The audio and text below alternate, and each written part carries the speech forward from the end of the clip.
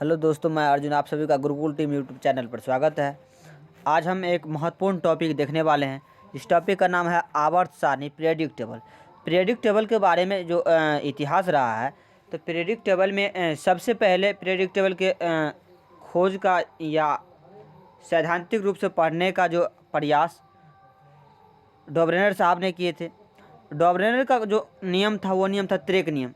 उसके बाद दूसरा वैज्ञानिक आया जिसका नाम है न्यूलैंड्स। न्यूलैंड्स ने दिया था अष्टक नियम। इसके बाद आया मैंडलेव और उसके बाद आया बाबा मोसले। मोसले साहब जो है वर्तमान टाइम में हम लोग जो पीरियडिक टेबल पढ़ते हैं वो है मोसले साहब का पीरियडिक टेबल।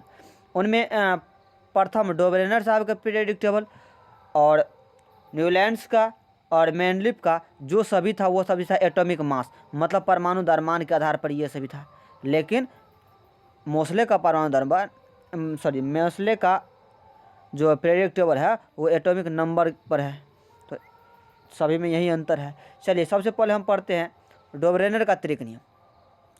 चलिए, तो त्रिक नियम होता है कि पहला तत्व का गुण और जो है पहला तत्व और तीसरे तत्व के गुण का औसत दूसरे तत्व के द्रव्यमान के बराबर होता है। मतलब पहला तत्व का द्रव्यमान दूसरा तत्व का द्रव्यमान दोनों का औसत निकालेंगे तो वह किसके बराबर होगा?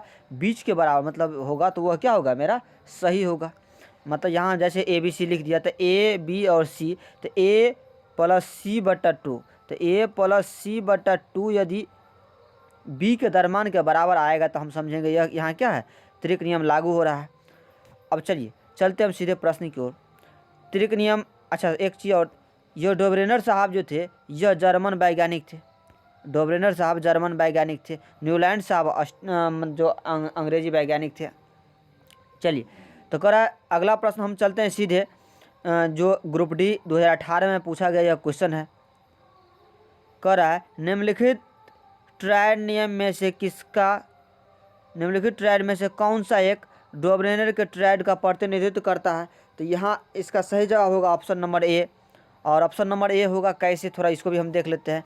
तो जैसे आपको पता है लिथियम का परमाणु द्रव्यमान 7 होता है और पोटेशियम का 39 होता है और इसका होता है 23 होता है। चलिए, तो आपको बता है कि ये और ये पहला और अंतिम दोनों को हम जोड़ देंगे तो 39 से प्लस 7 कितना? 46 बटा 2। जब 46 बटा 2 करेंगे तो यह कितना आएगा? 23। और 23 जब आएगा तो यह क्या किया? इस नियम का प्रतिपादन किया। देख लीजिए यह क्या हो, इसका पालन कर रहा है, इसका मतलब इस नियम का। चलिए, तो इसलिए हम कह सकते हैं कि इसका आंसर क्या होगा? Option number A. चलिए हम चलते अगले प्रश्न की ओर। अगला प्रश्न है डॉबरेनर का त्रिक नियम के प्रथम और तृतीय सदस्य फास्फोरस और एंटीमनी है। मतलब पहला है फास्फोरस और तीसरा एंटीमनी। तो दूसरा सदस्य पूछ रहा है। जैसे हमने बताया ए बी और सी बताए थे, तो पहला और तीसरा दे दिया गया तो आपको कह रहा है दूसरा निकालने के लिए। तो चलिए इसको भी थोड़ा हम लोग देख लेते हैं। तो जैसे हमको पता है कि यहाँ आपको परमाणु द्रव्यमान याद रखना थोड़ा ज़रूरी होता है। जैसे फास्फोरस जो होता है, फास्फोरस का परमाणु द्रव्यमान होता है 30.9 होता है, तो हम इसको 31 मान कर चले हैं। और एंटीमनी का जो परमाणु द्रव्यमान होता है तो इसका होता है 121.75। तो ये दोनों को हम क्या करेंगे? जोड़ के 2 से भाग दे देंगे। तो जब ये दोनों को हम जोड़ेंगे तो लगभग 152 पॉइंट समथिंग आएगा। 152.2 और कुछ होगा आगे डॉट में। तो जब हम इसको करेंगे तो यह हमको आएगा 76.32, जो कि आर्सेनिक का परमाणु द्रव्यमान है। तो इसका सही जवाब क्या हो जाएगा? इस प्रश्न का सही जवाब हो जाएगा आर्सेनिक। चलिए चलते अगले प्रश्न की ओर।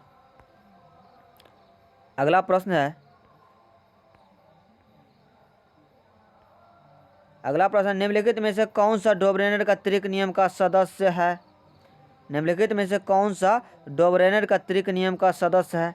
तो देखिए कह रहा है निम्नलिखित में से कौन सा डॉबरेनर का त्रिक नियम का सदस्य है जिसमें लिथियम सोडियम शामिल होते हैं?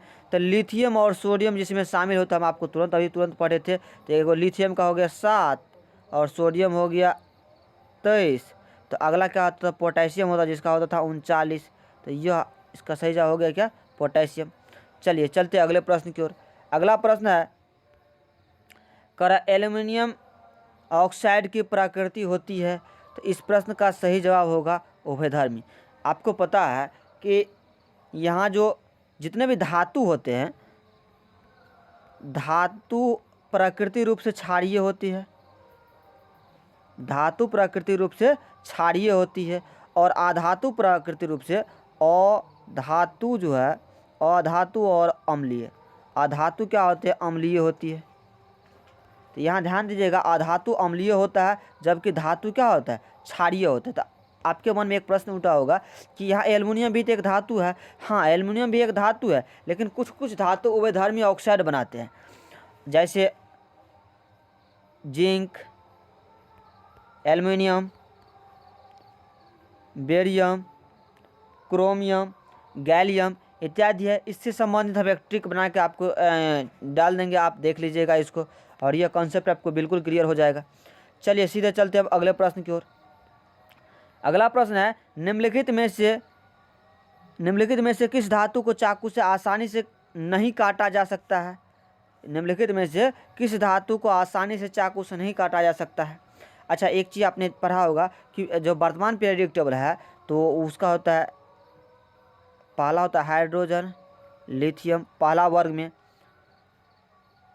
सोडियम, पोटेशियम और होता है तो आगे। तो हाइड्रोजन तो हटा दीजिए, हाइड्रोजन, यह जो होता है लिथियम, सोडियम और पोटेशियम, सभी का गुण क्या होता है, समान होता है। और सभी का गुण जब समान होता है तो हम आपने 10th क्लास में भी पढ़ा होगा बहुत अच्छी तरीके से। तो कौन सा ऐसा धातु है जिसे आसानी से चाकू से काटा जा सकता है, तो वो होता है सोडियम।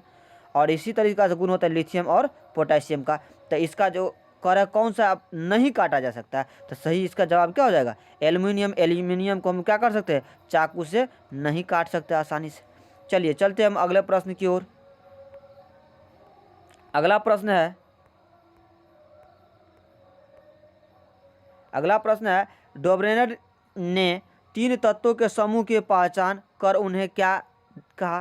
तो आपको पता है डोब्रेनर ने 3 तत्वों का एक समूह खोजा, जिसकी पहचान करो उसका क्या नाम दिया, तो उसका नाम दिया ट्राइड, जिसको हम त्रिक कहते हैं, उसका त्रिक नियम दिया।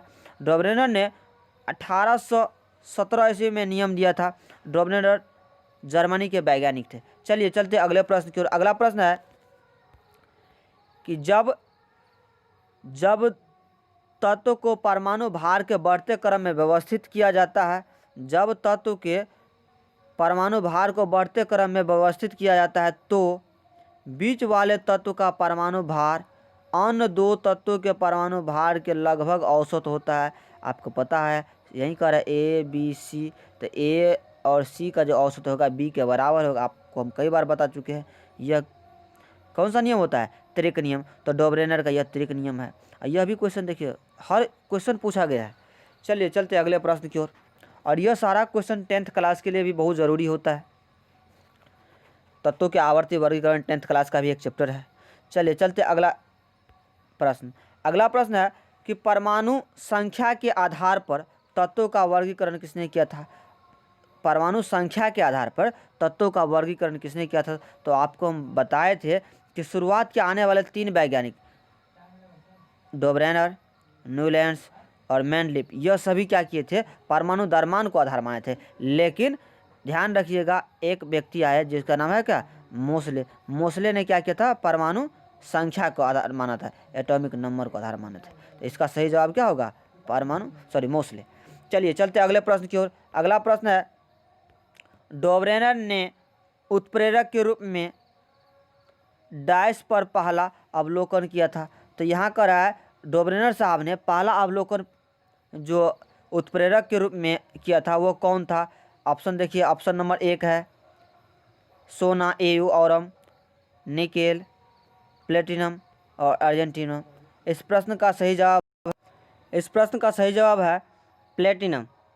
देखिए, सबसे पहले हमको एक चीज़ जानकारी लेना जरूरी है कि उत्प्रेरक आखिर होता है क्या। तो उत्प्रेरक ऐसा चीज़ होता है जो अभिक्रिया में भाग नहीं लेता है। जैसे मान लेते ए प्लस बी यदि मिलकर बनता है सी, अब मान लिया टी उत्प्रेरक उपस्थिति में, तो ए प्लस बी मिलकर सी बनता है टी की उपस्थिति में। मतलब यहाँ टी क्या हो गया, उत्प्रेरक हो गया। टी क्या करता है, अभिक्रिया में भाग नहीं लेता है, टी अभिक्रिया में भाग नहीं लेता, जबकि उसको भाग लेने में क्या करता है, सॉरी उसके गति को बढ़ा देता है या घटा देता है। कई बार यह भी क्वेश्चन पूछता है कि उत्प्रेरक का क्या काम है, तो उत्प्रेरक का काम है अभिक्रिया की गति को तीव्र करना या मंद करना। चलिए चलते हैं अगले प्रश्न की ओर। अगला प्रश्न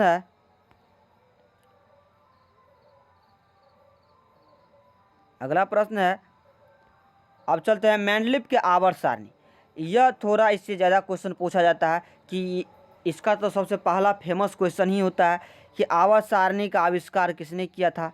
आवर्त सारणी का आविष्कार किसने किया था, तो आवर्त सारणी का आविष्कार किया था डायमित्री मेंडलीव।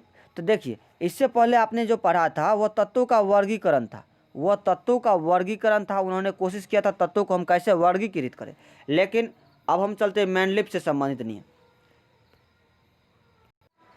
चलिए तो इसको हम पढ़ेंगे मेंडलीव के आवर्त सारणी। तो इसको जो हम पढ़ेंगे यह थोड़ा बड़ा टॉपिक है, तो थोड़ा वीडियो लंबा हो जाएगा, इसलिए हम चाहते हैं कि वीडियो थोड़ा ज़्यादा बड़ा ना हो, इसलिए इस टॉपिक को हम अगले वीडियो में पढ़ेंगे। यदि ये वीडियो आप लोग को अच्छा लगता है तो चैनल को लाइक एवं सब्सक्राइब कीजिए। धन्यवाद।